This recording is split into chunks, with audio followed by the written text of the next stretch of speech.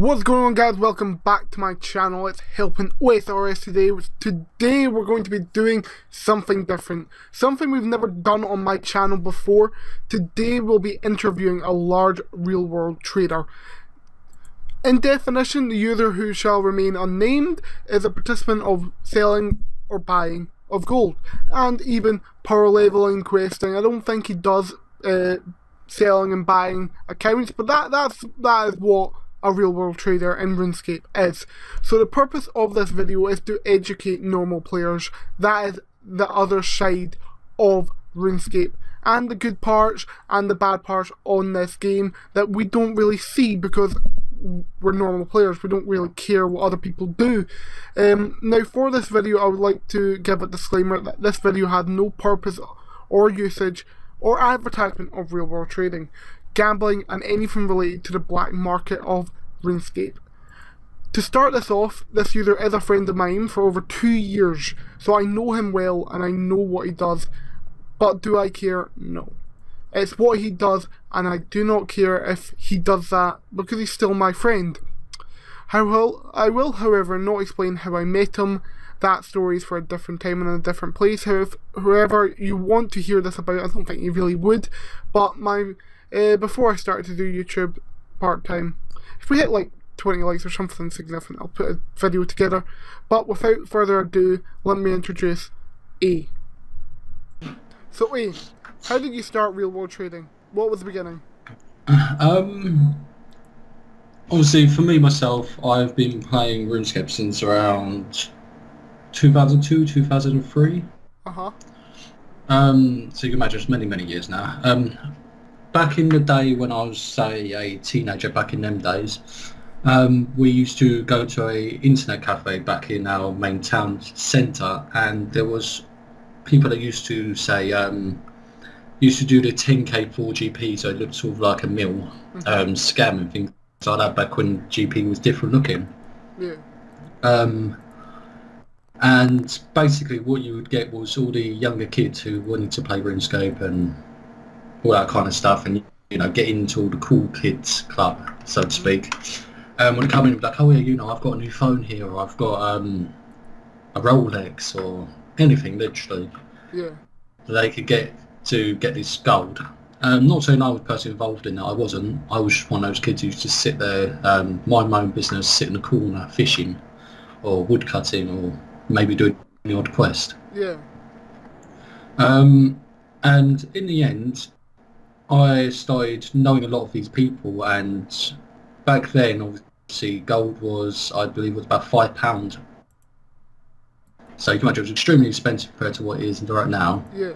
And there was kids, say we'd do an all-nighter not at this internet cafe, and they would be walking out with maybe £300, £400, £500 a night, which, to be honest, when you're about 13 years old, is a lot of money. Yeah, it really is.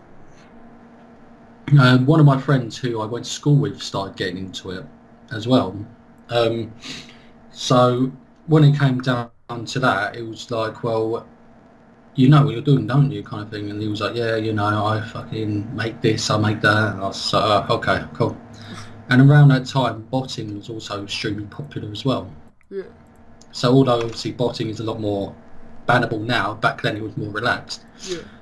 So you saw these little kids would come in with their little bot farms. They'd try to sell gold back for cheaper, all that kind of stuff. Yeah. And that was around the time when I started familiarising myself with what RS was and how it worked, everything like that. And yeah, people would basically see my account and go, oh, you know, my account's crap, you know, I just bot now, all this, that and the other. And they would say to me, would you mind playing my account for a bit? Or would you do this quest for me? Back then it was all like the monkey madness and all that, the like best things ever. Mm-hmm. This was before like Desert Treasure came out, Lunar came out, everything else. And in the end I just used to say, okay, you know, and I'd say, oh, yeah, you know, here's a few pounds for your time and things like that, or here's a few mil for your time. And yeah. After that, I got introduced around mid-2007 to what we call, or what we did call, back then I tried botting myself, like every so often, and then I kind of lost interest in it after a couple of weeks. It was just, let's just say, it wasn't my flavour of things to do. It wasn't really what I wanted to depend on. I understand that people do it for other sources and things like that. That's completely understandable. And then, as I say, after about mid-2007, I kind of lost contact with the whole website, forgot what it was. 2009, 2010, I started searching up these things again, and again lost interest. Around that time, I believe RS was closed down around 2009-ish, which around 2012 I decided, right, I'm going to make an account, and I found out it was a market as well, not just a botting website. In the end, after I think it was about 3 to 6 months of just being like one of those players that don't post, don't read nothing, don't do nothing at all, I started seeing that like people would pay you to do things like dungeoneering. And back in 2012 there was a bot, I can't remember what it was called, iDungeon or something rather, or iDungeoneering or something, which was a premium switch for about £20 I believe. And I botted my own account with that. Got myself to around, I think it was 113 dungeoneering, 114 dungeoneering. And around the same time, people would pay you to do dungeoneering for them also. And say you was someone who couldn't afford the £20, but you could afford maybe a few mil in game or something like that. They were basically paying you GP to essentially bot their dungeoneering for them. There was obviously other skills and things like that, like fishing and so forth, but I was more one of those people that, for example, had 30 odd mil fishing XP from 76 fishing, which is what, 1.5 mil XP. So we're talking around 28 mil fishing XP I did on sharks, and about 50 mil herblore XP, and just all these crazy different things I used to do. I used to set myself goals instead of trying to rely on botting even back then, and of course back then, it's still even now, prices of gold and how much gold is needed and everything like that was always a problem for people. And if you're sitting there like saying, oh, you know, I've got like 400 mil, 500 mil, 100 mil, whatever, there's always going to be someone like, oh yeah, you know, can I buy it? So in the end, I was like, right, well, I've started with the whole dungeoneering thing. I've started leveling up people's accounts every so often, you know, although I'm not very good at it, I can slowly build up. And by the time I started learning the ropes and things like that, I was around 20, maybe 25. This was before I knew about any other website as well. So, yeah, I continued to grow and grow and grow to, I think it was about 250, 300 feedback. Once I hear around 250 to 300 feedback, this was from mainly, again, services on people's accounts. Back then you could still middleman, although you can't now, for people. So I did the odd middleman trade, I did the odd gold sale, things like that as well. But again, obviously prices were a lot more different. Yeah, I thought, right, well, if I'm able to make myself useful here, why not do it elsewhere? And around this time, there was obviously other bot places, as we know, like that I branched out to in the end as well. In that time, I kind of had all my passwords the same and very easy to guess. Because, as you can imagine, I was very naive with what I was doing. I was very excited, to say the least, to just be able to show people what I can do and what I am and what I'm able to produce for people. My account ended up getting compromised. So after that, about a year later, I was finally able to appeal my ban. After multiple times of appealing, and they unbanned me. By then, obviously, as we know now, gold prices have gone down and things like that. So for me, it's been an up and down road, and yeah, that's basically how I got into it, really. Next question. May I ask what your age is and what makes users pick you over others? I'm 26, and I don't personally know what makes people pick me over other people. Maybe it's because, for example, everyone bases things on feedback. Feedback and how well you are, I guess you'd say, known.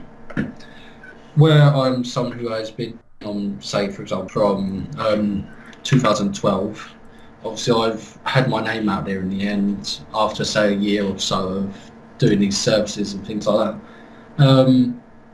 I try to, for example, if I hire someone to work under my name, I will try to, I guess, kind of have their name bring out in this as well. Yeah. I don't necessarily expect people to just be like, oh, you know, you're the one who's doing this, you're the one who's doing that, you should be doing this, you should be doing that. At the end of the day, everyone is equal when it comes to the market. Yeah. You know, just because, for example, you can get a badge, it doesn't necessarily mean you're better than someone who doesn't have a badge. Yeah.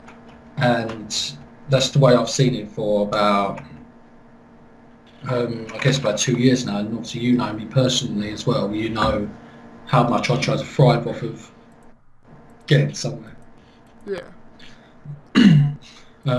So yeah, as I say, when I branched out to places like and things like that as well, I wanted to sort of bring the same there, and obviously it's a hard market to deal with. If, say, you haven't got a background on you at all, then people are more likely to obviously go for someone who does, unless you've got something that you can kind of offer them that's different. So if, say, I said to you, right, oh yeah, let's do Lost City Quest, you know, so completely easy, it should take about 5 minutes, but it takes you 10 minutes and it takes me 5. Yeah. I'm also going to get 2 accounts done in the same time you're going to get 1, so therefore they're going to choose me over you, because I do a quicker service. Which then, if we're both charging exactly the same price, again, they're going to choose me over you. If you're charging less by, say, 1/3, say I'm charging 500k, you're only charging 150k, they might go for you instead because you're cheaper. Yeah. It all varies on how well the person's known, how active the person is, I guess you could say, and how the person communicates with the other people and does what they're asked. And based on that, obviously, is how you commend your feedback and things like that. So, I mean, branching out's all good, and getting somewhere else is getting, like, you know, more things done. But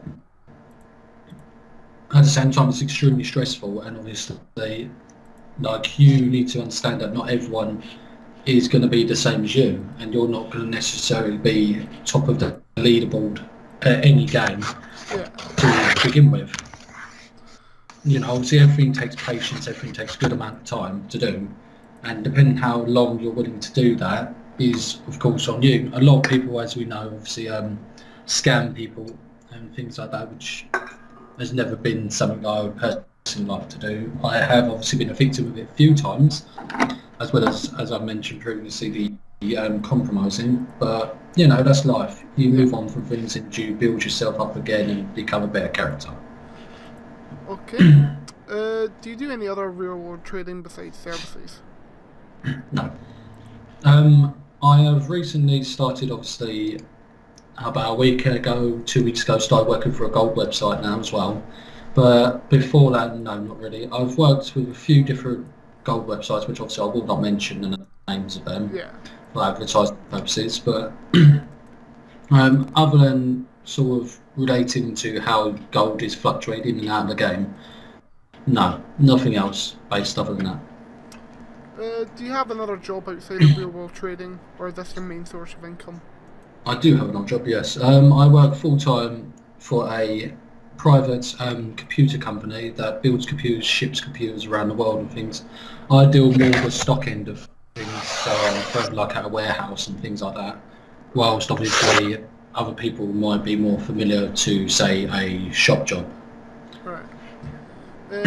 Don't you think working for little to nothing is worth even doing per hour?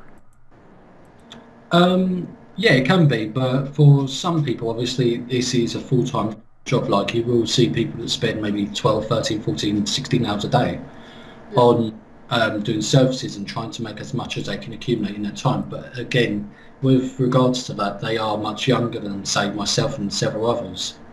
Whilst some of us will do it in our spare time, like I've seen people that come on for just weekends, and I've seen people that can only put maybe an hour or two into the forums and things like that. And this is all just dependent on what your life is structured around. Like, so if you're going to go play football with your friends every day after school, you do 6 hours in school, 6.5 hours in school, you know, 8 till 3:30. Well, no, sorry, 9 till, yeah. And then say you play football, that leads you up to 5, 6 o'clock. You know, you've got to be up at, say, 7, 8 o'clock anyway to get ready for school. You're going to bed by 11, that leaves you 4 or 5 hours to do what you want with. In that time, you've got to eat, you've got to, you know, clean yourself up and things like that. By the time you've only got a couple of hours left. So obviously it just depends on how the person operates really, and based on that obviously depends how much you make really, and the same applies with who orders what. As I said, obviously the whole thing with the Lost City situation, you know, one day I could get someone who orders maybe a quest point cable, and that's, let's say on average, if I'm just doing the quest, 150 mil. Well, then I could get someone who just, again, wants something like Lost City, which is only 100k. Yeah. It's like I could get that 15, 20 times a day, Lost City, I could get once a day. Or I could get 5 quest point capes in one day. Yeah. Like the asking for them. And the same with things like max capes. I've had a few people come up to me asking for max capes and things like that. Which again, you know, if, depending on what route you go, it's anything from 1.5 bill per account. And that's not even starting from a fresh level 3 either. So what you've got to think is it all just depends on who needs what, and if you're there specifically on that time, I guess you could say. If, say, you go to a shop or a store, for anyone that's American, and so forth, and this shop has something you want, but you have to be there at a specific time to get it. I don't know, the easiest way I can explain this to people that I've done in the past, you go to McDonald's. In the morning, obviously, they have breakfast only, so you have to be there for a specific time. If you go over that time, then obviously you have to get something else. It's exactly the same with the services. If you're there on that specific time that someone needs something, obviously you're able to make the money from it. If not, obviously they have to shoot something, or in this perspective, someone else, which may cost more, may cost less, or so forth. Okay, let's see, what was your biggest order to date? How many? As of right now, I've got a 99 and a 91 root crafting order on 2 different accounts. One being the 91 being a Zerka account, and the other one being a Max Caper. Before that, as I just said, I've had a few Max Cape orders, which I've started to do, and then the people in the end, for some reason, pardon me, you know, just stops responding. So obviously you have to put the order on hold until they respond. For example, if you need money for supplies, of course I'm not putting my own money into the accounts, because then I'll lose money, not make it. If I'm not able to, of course, get supplies and things like that, then of course I have to kind of lay off until I'm able to actually get a response from them. And sometimes, for example, one of the guys who I was dealing with, he works for a lorry company, I believe. And he got to the point where he was pretty much only on, like, he was locked in Skype all the time, like literally 24 hours a day, from what I could tell. But he would only reply once every couple of months. Right. So to hit up, say, a month, you know, you'd get a reply and he'd say, yeah, hi, you know, here's this, here's that, what do you need me to do, kind of thing. And then it'd lead 4 months later and you'd get the same again, hi, yeah, you know, what do you need me to do, what do you need me to do? Right. So of course these things in between obviously kind of slow down progress for anyone. And of course, if you're only being paid a certain amount of money on top, then obviously it's kind of hard as well. Right. As you said though, yourself, obviously prices can be different. And of course, depending how much time you're able to put in, depends how much work you can put in. Okay, don't you ever get bored of doing the same thing every day? Yeah. I think that's something that's very commonly asked between anyone, literally, Yeah. whether it be people that do interviews, people that are on forums and things like that. One thing that does also get boring, and this is one of the reasons why it sort of puts you off, is because, as you said at the beginning of the interview, obviously scamming, things like that. Scamming, hacking, botting, everything like that.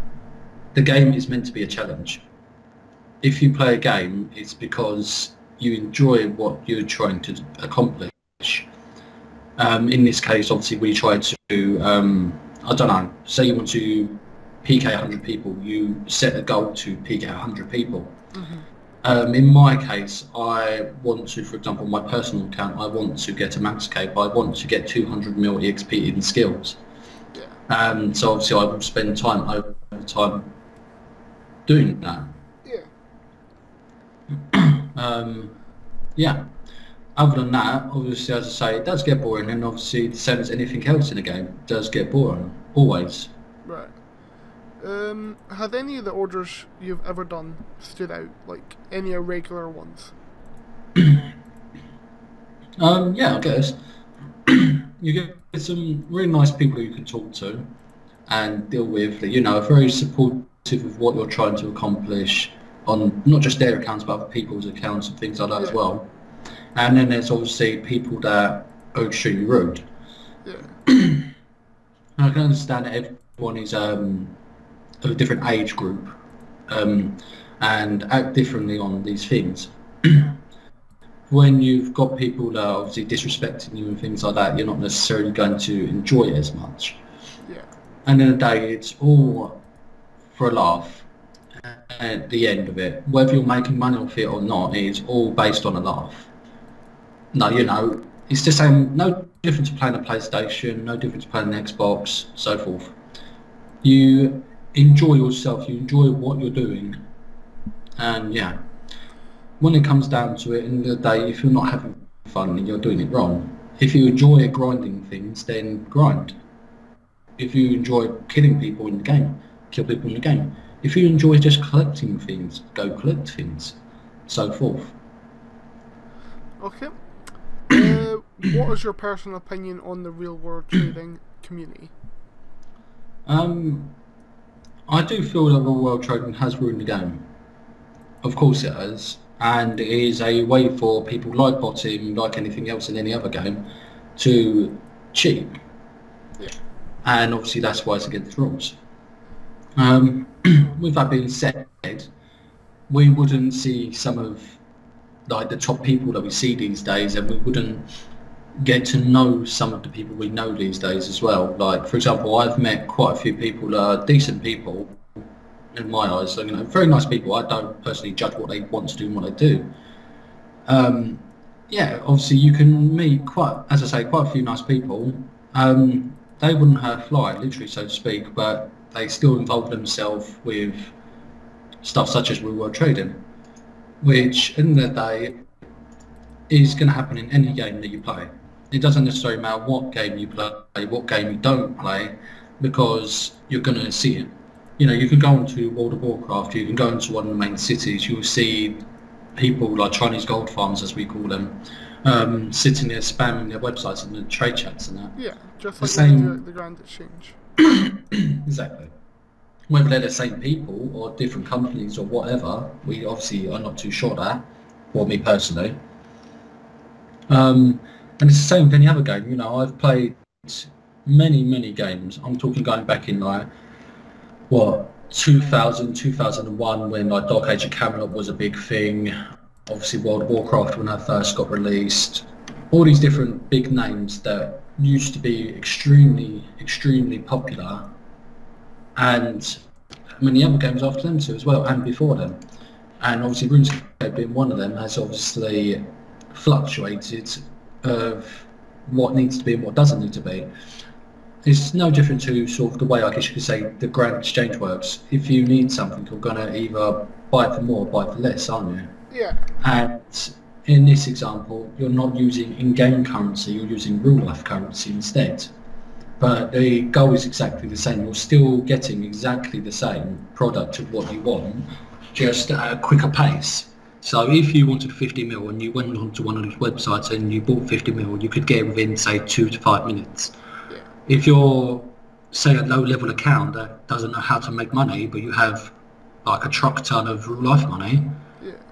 although I don't support what it means, even though I do it myself, sure, who's to say that you shouldn't want to or have to spend your money if you want to, how you desire? Yeah. It's no different to going into a shop and buying, again, like, you know, a PlayStation game or a chocolate bar or something that makes you happy. If you're happy doing what you like, then why should it interfere with what you're doing? Then obviously it's breaking the rules, which in this example it is.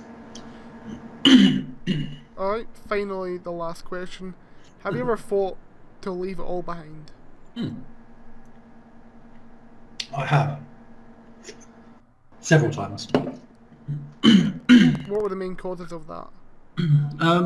As I said about the whole meeting nice people and not so nice people and things like that, you know, I've had my odd examples of being scammed, which personally I'm too old to really bother about it anymore.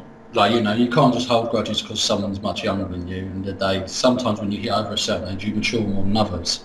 Obviously that's just due life. But as you know yourself, obviously we fell out before and we're still friends at the end of the day. Yep. Everyone has their ups and downs. Yeah. You know, I can log on one day and say, you know, oh, excuse my language, but for fuck's sake, you know, I really do not enjoy what I'm doing anymore. Yeah. And then I can go, for example, I've got PS4. I know a lot of people are Xbox console players, but I'd prefer PS4. I could go on my PlayStation 4 for an hour and I'll get tired of what I'm doing on there and I'll just come back and do what I was doing before. Yeah. You know, it's just how motivated you are, really. If you're not motivated, obviously you're not going to enjoy it more than other times that you are. And with that being said, for example, I've quit World of Warcraft a couple months ago because it was interfering with what I do far too much. And it was taking up far too much of my time. So again, I wasn't necessarily enjoying it either. I enjoyed the fact of playing the game, yes. I enjoyed the sense of achieving something, yes. But the game itself, the community itself, doesn't necessarily bind you to it and make you think, yeah, right, well, I need to be there every second of the day to watch it grow. No, you just want to be there for what you want to do. Yeah. And if you've got friends, pardon me, then great. If you haven't got friends, obviously it makes the game sort of less worth wanting to play. Oh, bloody hell. Less wanting to play. Yeah. I mean, you know yourself, obviously, with like your friends chat, things like that. Yeah. Me and you have both been in there, and you know, people ask who I am. I've said who I am, and you know, they have a full-blown conversation with me for a couple of hours. Yeah. And that makes not I reply straight away to all of it, but when I do, obviously. And me and you have had a good laugh in there, taking, you know, things out of context, having a go at each other, having a little snidey comment at each other and things like that. Yeah. The banter of it, you know, it just makes the game more enjoyable. Yeah. But every game, what people need to understand is repetitive. Whether you're leveling on a game, you're grinding gear for a game, or you're collecting something for a game, everything you are not necessarily going to get something straight away. And it is going to make you feel like, oh no, you know, I don't want to do this anymore. But as I say, you know, you can come back to it an hour later, you haven't necessarily got to rush yourself and sit there for the next 3 months doing the same thing. Yeah. Like for 15 hours a day, 16 hours a day, you can do it over time. And in the service section, like if people are understandable that you only do things at a certain pace, then it sort of puts you at the point where you can sort of say, like, right, well, I'm quite lenient on what I want to do and what I don't want to do. Yes, I can accept this, I can accept that, and I can do this, I can do that, but there isn't a specific time frame that I'm going to give you, because if I do, I'm going to burn myself out and I will not continue. Yeah. So, I don't know, I think it's sort of, you need to find where you want to be in things, and in the day, if you can't find where you want to sort of place yourself in all these different areas and things, obviously you're going to put yourself off of things much quicker. Yeah. It's sort of like eating a food. You know, you have to try food to know if you like it or not. Same as anything in life. You don't know you don't like something if you don't try it. Yeah. And it's exactly the same as this. If you try it so many times and so frequently, you burn yourself up and you want to go do something else. Again, no different perspectives here. You know, it's all just part and parcel of life. If you will trade, then fair play. If you don't, then fair play as well. You know, more good on you. But one thing you do see, obviously I see personally when I do services and sometimes at cable, like fishing and things like that, I see people, which does personally annoy me, they sit and go, oh yeah, who's botting? I'm sure you've probably seen in the game on your Iron Man and that as well. Pretty sure everybody's seen it. Yeah, I ended up having an argument with people in the end about it. Like, at the moment I'm going for 200ml cooking XP solely on my personal account. Yeah. I'm only around 14ml XP at the moment, so I'm not anywhere near. Yeah. But you know, I was only sitting for a couple of hours cooking slowly. Someone was asking about how to make money. I said, well, if you get like 94 plus cooking, you can make around 180k per 1k sharks you cook. You know, and it's basically free XP as well, so it's not all bad. Then another guy, obviously much higher level than us, had to butt in and be like, oh yeah, well, why would you do that? That's not the efficient way. And I had to explain to him that not everyone, say for example myself, has a 500ml bank. Yeah. Not everyone has 50ml, not everyone has 10ml, not everyone has 1ml. Not everyone has money they can waste on, say, making wines. And that's one thing that does push people away from wanting to play the game, wanting to enjoy the game, including myself. So yeah, I mean, as I say, there is many different reasons why the game, you do think, I want to stop playing this sometimes, but at the same time, it's something you've done for however long, depending how long you're playing it, doesn't really matter, but something you also enjoy. Why should you give up something you enjoy because someone else isn't satisfied with how you're doing something? Yeah. Well, that is all the time we have today. Thank you so much, A, for coming on and talking about the other side of RuneScape. I'd like to state, for personal reasons, I do not condone any real world trading, but I do care what other people are doing. But do I care what other people are doing in their free time? The answer is no. Obviously, in the day, they're not harming you. You do you. You're not harming me. I don't sell my gold. Do I care about gold prices? No. So, thank you guys so much for watching, and I'll see you in the next video.